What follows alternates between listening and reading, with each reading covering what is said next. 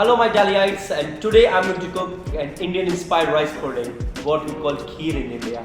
So chalo, let's start cooking. Step 1 to make the rice pudding is soak the rice. So this is 100 grams of rice.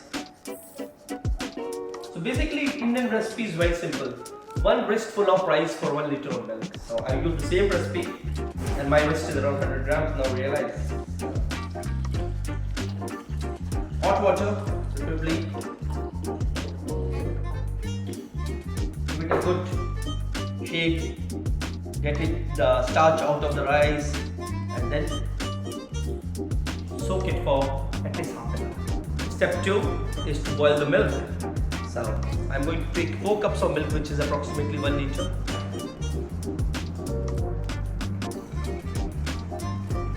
Now comes an ingredient that makes your simple rice pudding very tasty. It's the hack, or you can say is the trick or the trade.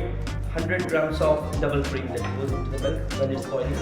So it gives it the body, the fat it needs to make a good rice pudding, the Indian rice pudding. Let it boil. So now we can see the it started to bubble a little bit. That means the milk is getting hot. The first ingredient that I'm going to put it in is a pinch of saffron. Pinch of Kashmiri saffron. You can find Spanish saffron anything, but saffron is they say the most costly spice on the earth.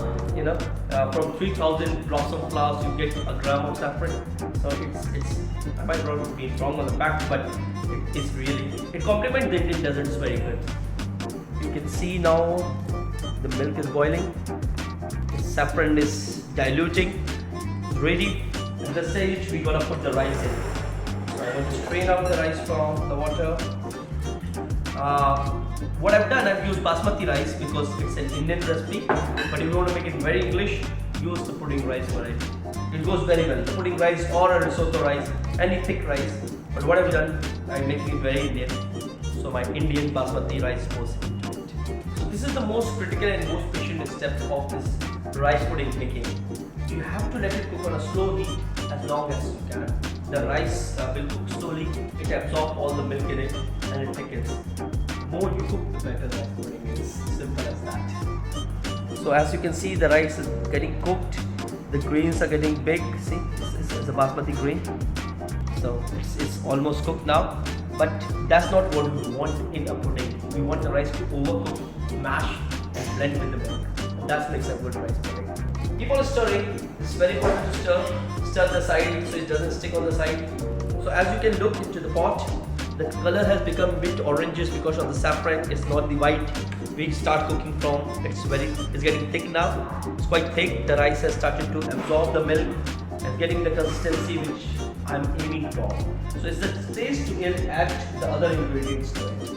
75 grams of sugar that goes into it. I will put a pinch of cardamom, optional again. If you are not a cardamom fan, avoid it, but we Indians are a big cardamom fan, so that's for the cardamom. And I will put some desiccated coconut. Again, you can include it as optional ingredient. So a tablespoon of desiccated coconut, just to impart a different flavor profile. So now you can see it was just 100 grams of rice to a liter of milk, proportionally very different. But now it has all blended well, it's mixed well, and it looks like into a thick pudding. So it's up to you how thin or thick you like your pudding to be. So the rice pudding is done, the rice has well blended and mixed well with the saffron infused milk, and it's time to dish out the curry.